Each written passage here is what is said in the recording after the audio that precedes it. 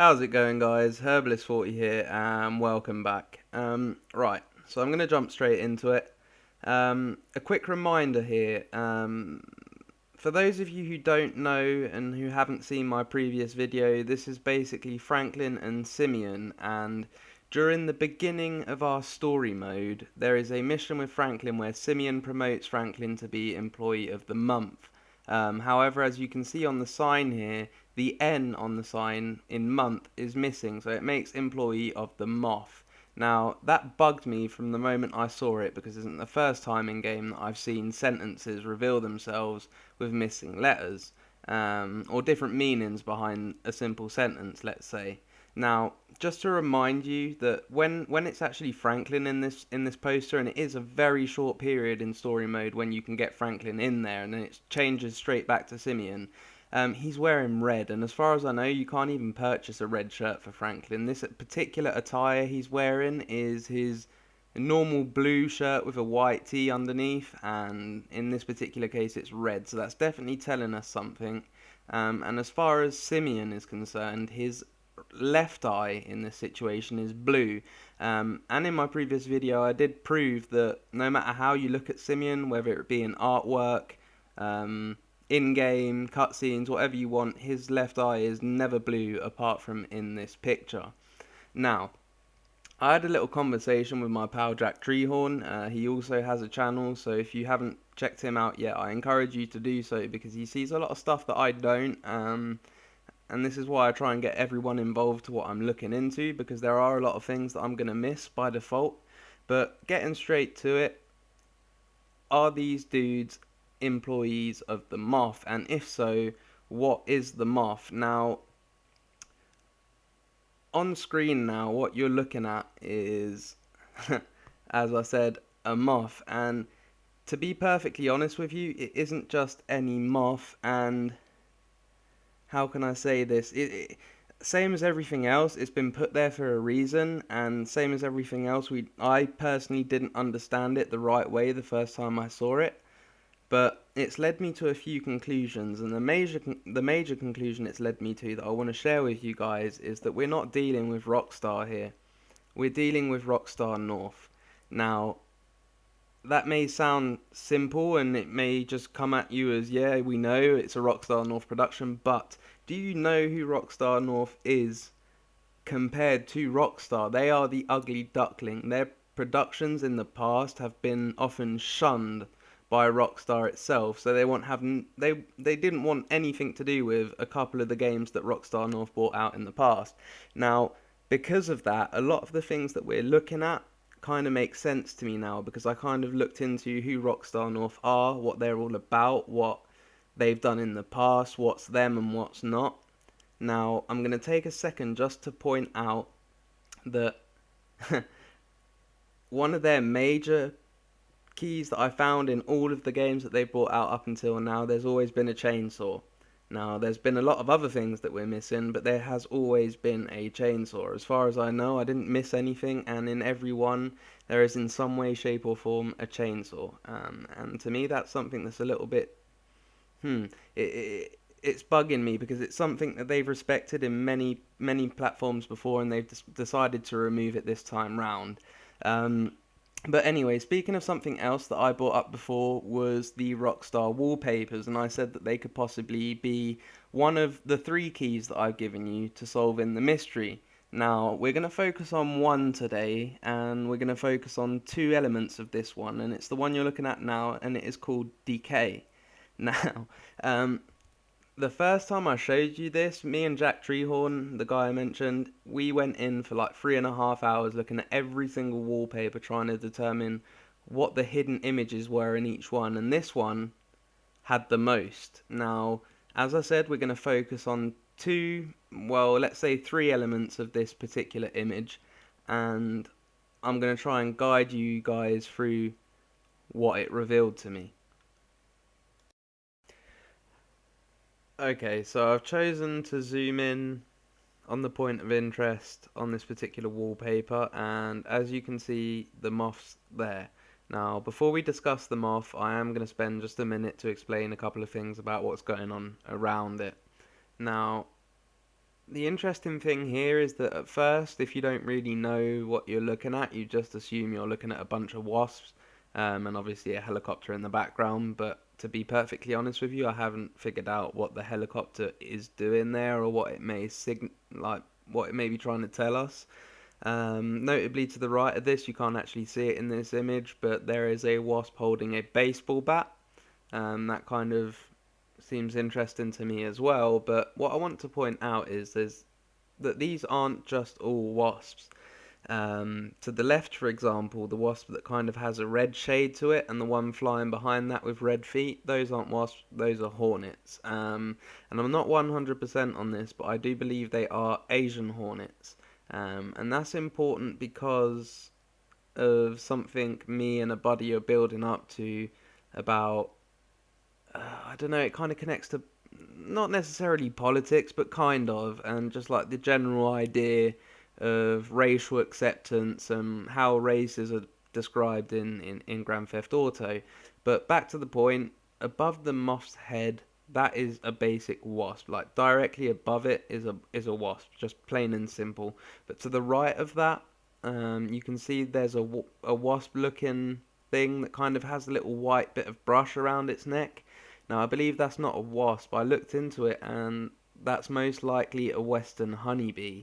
And what could confirm it to be a western honeybee even more is that the moth you're looking at, which is called the death's head hawk moth, attacks that particular hive of honeybee and steals its honey. So the connection kind of makes sense there. There are further connections that I'm going to get to in just a minute, but as you can see on the screen right now, I've got a real life Death's Head Hawk Moth compared to the Rockstar Wallpaper Hawk Moth.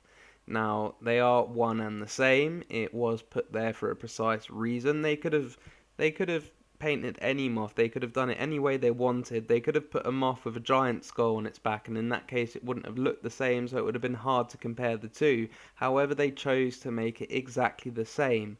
Why?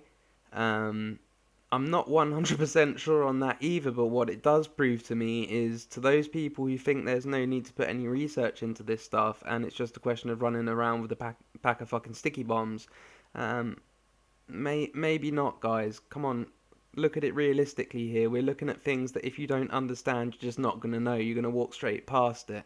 Now, besides my rambling on, this moth, the death's head hawk moth, the most important thing I want to point out is it's a hawk moth.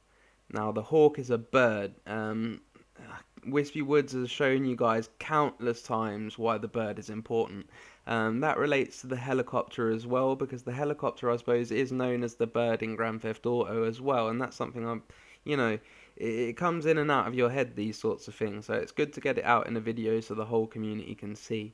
But first of all, concerning this moth, I did want to read out a little quote from someone that I found, and after that, we're going to go into a bit more detail as to why the symbolism in general on this wallpaper is very, very interesting. Um, but anyway, yeah, as I said, to kick off, here goes. In 1840, sorry, the entomologist Moses Harris wrote that basically it is regarded not as the creation of benevolent being, but the device of evil spirits, spirits enemies to man, conceived and fabricated in the dark, and the very shining of its eyes is thought to represent the fiery element whence it is supposed to have proceeded. Flying into their apartments in the evening, at times it extinguishes the light, foretelling war, pestilence, hunger, death to man and beast. Now, I've done like 2 or 3 videos regarding Trevor and how he connects to pestilence and plague and how I think he is the sole incarnation of evil, and I'm going to prove that even more in this video. But I want you to understand that this guy wrote this back in the day when this moth kind of became popular, when people paid attention to it, and it was considered a very, very bad omen. Um, Now, this also relates to a lot of doomsday theories we have as well, because the appearance of the moth in some cases has been seen as the end of the world. Obviously, we're still here, so it's not the case, but what's important is the symbolism behind these things. Um, Next up, I want to show you that this moth connects into the Trinity. And for those of you who really aren't up to date, the Trinity is something that you need to learn about. Like, honestly, you need to understand what it is. We have three protagonists here, and the potential for us having three mysteries altogether is huge. Let me remind you of that. You call it the Chiliad mystery, but you forget that it may not just be the one, which complicates things a little bit, I know, but it does come to make a lot of sense once you get to understanding all these elements. Right, so when I say it connects to the Trinity, it's kind of dead simple. There are three species of this particular moth, and the gene that the moth falls under is called Acherontia, as you can see on the screen right now, and that comes from Acheron, which is the river of pain in the Greek underworld. So needless to say that this moth connects to the Greeks, but also it connects to the Egyptians as well. How? I'll give you a dead simple reason. The French name for this moth is the Sphinx hawk moth, or the Sphinx death head moth. I'm not sure, one or the other, but it relates to the Egyptians and their mythology just as much as it relates to the Greeks. But as you can see here, A Styx is obviously Acherontia Styx, and this one is a version of the moth found in Asia, and it's named after the boundary river of Hades. Hades is hell in Greek mythology. He is also the god of hell. He shares the name with the location. Second up, we have Acherontia lachesis, which is found in India, and this one is named for the fate who measures the thread of life. Um, and finally, which is Atropos, which is the actual version that we're looking at, this kind of black and yellow version of the moth, is the one that Rockstar chose. And that one is found in Great Britain, anywhere from Great Britain to South Africa. But basically, its name comes from the fate that cuts the thread of life. So the Indian version measures the thread of life, and the English version cuts it. Now, I'm not going to go into what it is right now. I'm saving that for the future. Those of you a little bit impatient can go check it out for yourselves. But what I really wanted to show you about connections and how research can lead you to deeper understanding of what you're looking at is this. A Atropos is the fastest moth in the world. That's very relevant, and I will get to that in the future as well. But the important thing here is that it can fly like a hummingbird, or also hover like a hummingbird. Um, Let me point out that a jetpack can do this also. I'm not that much of a jetpack hunter as much as I am a mystery hunter in general, but I thought I would point that out. And what's interesting to note is that Rockstar included the hummingbird here in the picture, and the moth imitates the hummingbird, basically sucking pollen from flowers. I'll bring the Rockstar image back up for you in just a second so you can see that. But basically, the hummingbird is sucking pollen from the flower, and it's obviously dying because it's sucking it from Rockstar's decay image, as you can see right now. Now, I wouldn't have known that all this connected, the honeybee to the moth and the hummingbird to the moth, had I not put the research in. Am I saying I've solved anything here? No. Here now, sorry. No, of course I'm not. I wish I could say I have. All I know is that there's more to see here, and if we're too impatient and we neglect these kind of things, we'll simply never know. But what I really wanted to bring up to you guys in the second part of this video is, for those of you who know the guy, it's our dear friend Piggsy. Now, Piggsy is a antagonist from the Rockstar North game Manhunt, and when I said to you earlier that Rockstar North was discarded by Rockstar when they created certain games, that the certain game was Manhunt. Now let me tell you, Rockstar wanted fuck all to do with this project. They said, it is none of our business, go ahead and do it if you must, but we're not getting involved. And the game raised so much controversy, it's unreal. And I'm just going to point out a couple of little things about Piggsy. And first of all, I said it when I first put up these wallpapers. What is the dude doing here? Now, as you can see on the screen, I say notice his eye.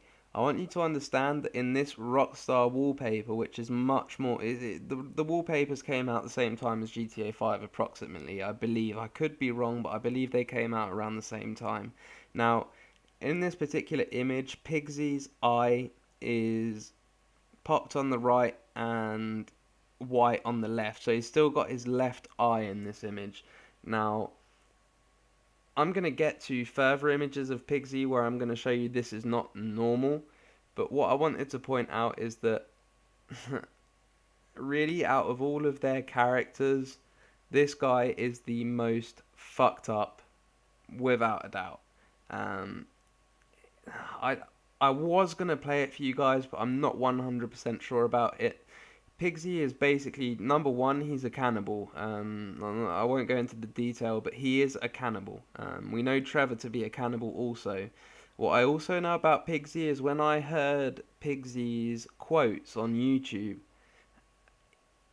when he cries, he sounds like a little child. Well, basically, he's mentally deficient, so he's portrayed as being like an infant in his head anyway. But his way of talking, his way of saying things and whinging and moaning just sounds so much like Trevor to me when Trevor cries like a little baby, like a little child. And the reason I'm not showing it now is because I'm not 100% sure if I'm right. This could just be me going a little bit too far. And I am man enough to know when I am, so I held that back, but I thought I'd let you know anyway for those of you who are curious and want to go and check that out. Um, but anyway, kind of like I did with Simeon, here on the screen now I have multiple versions of Piggsy. Um, the one at the bottom is the in-game version of him, the bottom left, and to the right of that and above there, Rockstar created Piggsy figurines. They created like 500 figurines, and they're like really rare now and worth quite a bit of money as well. But anyway, the point being is, contrary to the Rockstar wallpaper, Piggsy's eyes are the wrong way round. As you can see in each and every one of these images, his white eye is on the right hand side, whereas on the Rockstar wallpaper it's the other way round. Now, I know a little bit about the symbolism behind eyes, but maybe not quite enough to understand why they choose to change it. Um, Again, please don't come at me saying this is just probably a mistake. No, it isn't. Like, I've looked at 1,000 pictures of Piggsy. They're the only one where his eye is the other way around is in that Rockstar wallpaper.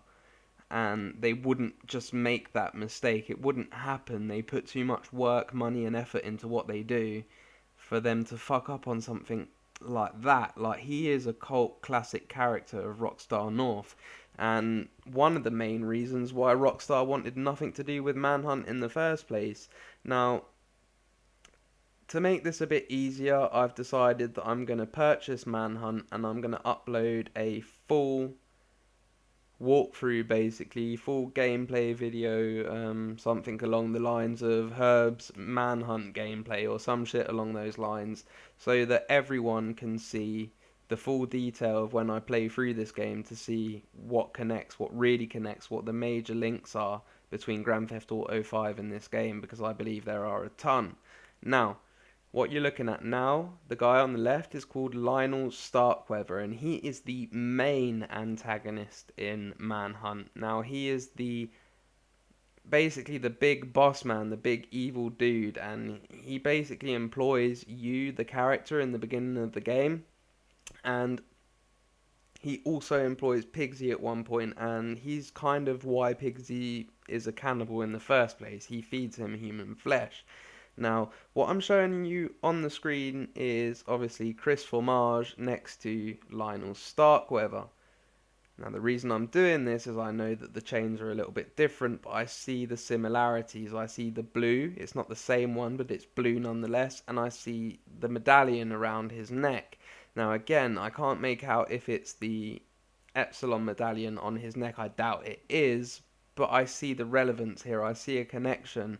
And when I took to looking into Manhunt, let me tell you, the connections are much, much bigger than what you might think initially, especially if you take the first time I ever looked at that wallpaper, all I said is, Piggsy's there, what the fuck is this guy doing here? And it's taken me almost a month to come back to it and understand deeper meaning to all of this. Now, again, I know I'm not showing you any substantial proof of solving any steps in the mystery here, but I am encouraging you to give me the benefit of the doubt and lend your thoughts, lend your understanding towards what's going on perhaps here. But anyway, as I said, I'm going to be bringing out a gameplay video, complete walkthrough of the whole Manhunt game in its complete detail, and we're going to go through that together to try and understand more. To end up this video, I wanted to bring just a couple little Easter eggs that probably aren't related to the mystery at all, but they're just probably part of the mysteries that Rockstar said we'd never solve. So now you're looking at Gandalf fighting Balrog on the bridge of Khazad-dûm in Lord of the Rings. Now it's funny because I found a couple of Lord of the Rings Easter eggs and never thought to bring them up. And the other day, one of my good friends, Beyond Vapor, he sent me a screenshot on the PS4, and I'd seen the signpost before, and I'd never realised it was a connection to the Lord of the Rings, never paid attention to it in that way. But seeing as I found a couple of myself, I thought I'd feature his as well, just to end off this video for you guys. But anyway, here you have it. Just bear this scene in mind, I'm sure you've all seen it. Gandalf fighting the Balrog on the bridge of Khazad-dûm. Yeah, I knew there was something I forgot. There's one last thing I wanted to share about that Lionel Starkweather dude. If you want to jump back a couple minutes just to get a refresh of his person, you can do, but it's the guy I put next to Chris Formage. He is basically known as Lionel Starkweather, or the director. And he is known as the director because he used to be like a major movie producer slash director in Vinewood. And this information is relevant since way before GTA, and he was a producer in Vinewood until his career flopped and he ended up turning to crime and creating snuff movies. And yeah, I'm sure you know what snuff movies are, like murder porn, really grim shit, and that's basically why the controversy of Manhunt was so big. But anyway, back to my little Lord of the Rings mystery Easter eggs to finish off the video. This is inside Lester's apartment, or Lester's home, and you can see here, which is to me representative of the bridge of Khazad-dûm from the Lord of the Rings. And what hints even more towards this is on the opposite wall you can see, now it's either going to be the Eye of Sauron or the Eye of the Dragon in The Hobbit, but either way, to me it's a major Lord of the Rings hint, like reference slash Easter egg. As far as this one's concerned, I did try to understand the runes, but yeah, here's the second one here. It kind of finishes off on this. This is the like the DVD box set or the game box set. I don't know what they've represented it as here, but basically, yeah, the runes around it are very similar to that of the runes on the ring. It would be cool if they were the same ones, but they're not. So if anyone knows what the runes are around this the last poster I showed you in Lester's house, the one with the eye with the star around it, I'd be curious to know if anyone can match those runes to any runes we could possibly read. But yeah, here's the finish off, guys. Destroy the ring, the signpost in game, which is obviously a clear reference to Frodo destroying the ring in the Lord of the Rings. So those were the 3 Lord of the Rings mini Easter eggs that me and Beyond Vapor have found so far. If there are any more in the future, I'll keep you up to date on them. Now, before I let you guys go, because I've been talking quite enough as it is already, I will just point out that my next video will be a Kubrick video. So not to worry, I've been talking about it for ages. Guaranteed, next one is Kubrick 100%. And after that, probably the first Manhunt walkthrough video that I'll be bringing up. Just bear in mind, if I do a walkthrough video, it will be similar to what I'm doing now. We will be breaking it down, analysing, and seeing what we connect along the way. Hopefully with your guys' help in the comment section as well. But yeah, anyway, guys, thanks for tuning in, and I hope you see the connections I've tried to bring for you today. As always, anything you want to share, hit me up in the comment section below. I tried to answer everyone as quickly as possible. For those of you talking to me on Twitter, bear in mind I am a fucking idiot. I do not know how to work Twitter. I am new to it. So if you've spoken to me and I haven't answered you, please don't take offense. I don't know how to use the shit for the life of me. But anyway, guys, on that note, as usual, take it easy, and until next time, see ya.